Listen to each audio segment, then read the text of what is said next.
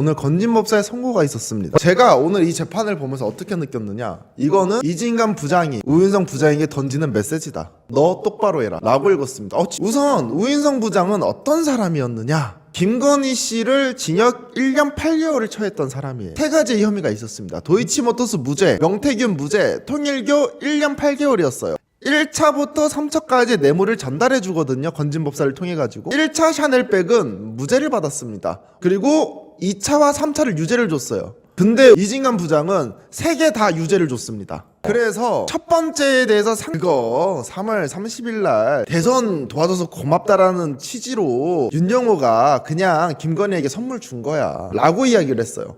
근데 이진관 부장 그거 아니라는 거죠.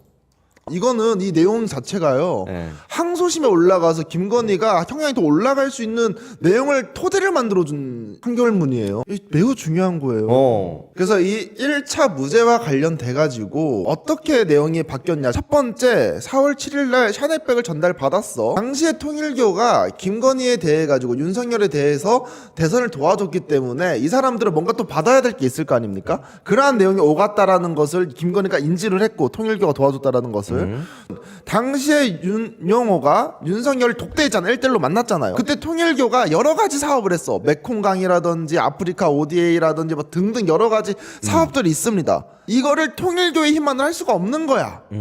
그래서 윤석열에게 이거를 얘기를 했다라는 거죠. 그러니까 인지하고 있었다라는 거예요. 그렇죠. 그게 첫 번째입니다. 두 번째로는, 야, 당시에 윤석열 취임식 한 달 전이다. 그러니까 이 사람이 샤넬백을 전달해 준 것은 윤석열이 공무원으로 봐야 된다라는 거죠. 왜냐면 알선수재는 그 당사자가 공직에 있어야 돼요. 근데 윤석열 같은 경우에 아직 대통령은 아니었거든. 당선인이지.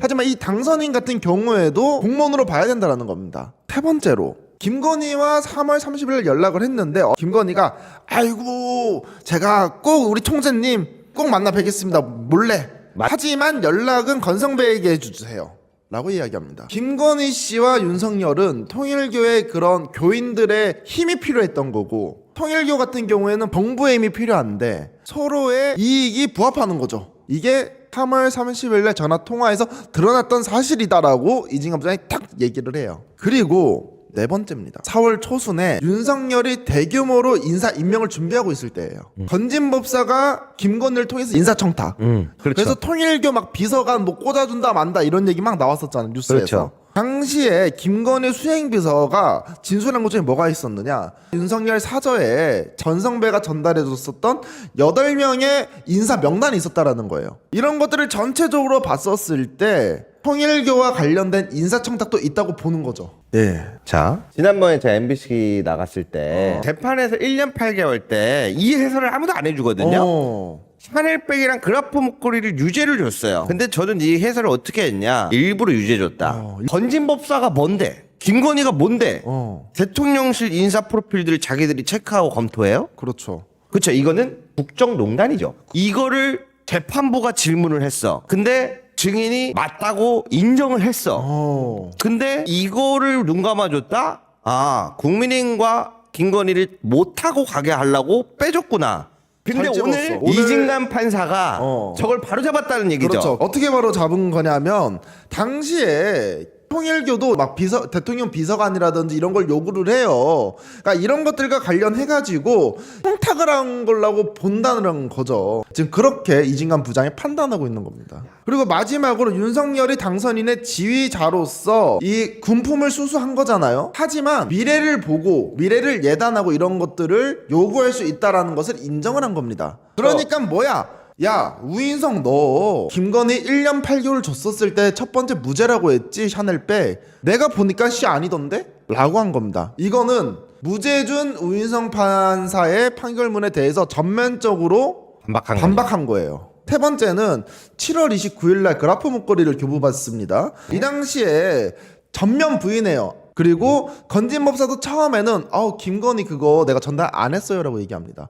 하지만 이거에 대해서 이진관 부장이 뭐라고 얘기하냐, 건진법사가 전달했다라고 하면 본인이 처벌받으니까 그때 거짓말한 거야 라고 말을 해요. 그리고 나서 당시에 피고인의 처남이 아크로비스타에 들어갔잖아요. 7월 30일 날 당시에 윤영호가 건진법사를 통해 가지고 명품을 사면 이거를 인증해주는 카드를 줘야 돼요. 그거를 김건희에게 전달해 주려고 했었단 말이에요. 그래서 그 당시에 이거를 바로 전달받지 못했다라는 그런 문자 메시지가 발견됩니다. 배달 사고가 나려면 건진법사가 그만한 이유가 있어야 되잖아요. 그만한 이유가 없다라는 거예요.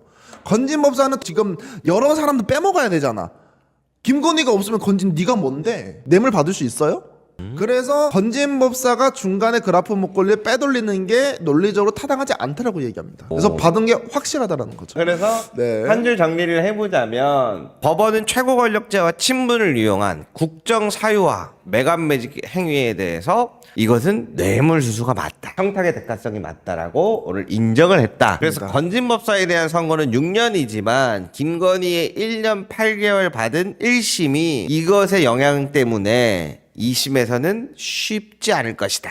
이거를 우리가 파악을 해야 되는데 이거를 항소심에 가면 형량 맞추기를 할 수밖에 없습니다. 그렇지. 전달자가 6년인데 어떻게 받은 그렇죠. 받은 놈이 1년 8개월이야. 그러니까 최소한 건진법사보다 그러니까 건진법사 형에 줄어들더라도 건진법사는 김건희가 형에 더 많이 나와야지 이게 논리적으로 타당하다라는 거예요. 이게 사실은 건진법사의 선고지만 사실상 김건희에 대한 메시지 전달이라고 보시면 돼요. 김건희 성량 증가 선고네. 그렇죠.